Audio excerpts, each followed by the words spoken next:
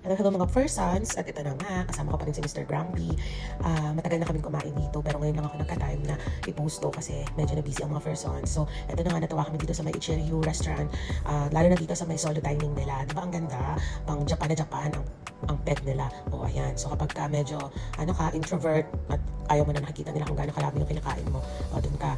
Ang ganda ng setup ng restaurant na to, magandang ambience, at makikita niyo rin dito yung mga collectibles na mismo may-ari galing sa Japan. Ayan o, di ba? Ang ganda. Ay, wait lang, nakita natin si Mr. Grumpy. Mukhang kanina pa siya nag-iintay ng kanyang pagkain. Mamaya, naku, mama, tuloy na maging grumpy gas yan.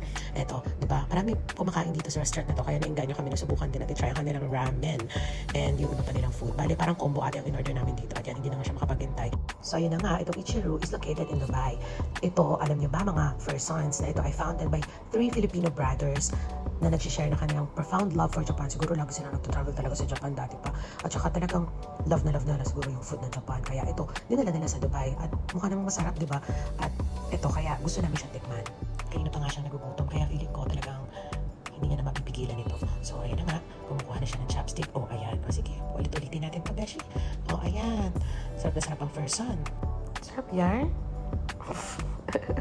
At nag-feeling food critic pa siya dito. Ayan na nga. So, ilalagay namin dito yung address nila, yung timings. At sana mabisita niya rin sila. O, so, paano? Hanggang susunod na food trip na lang. Bye-bye!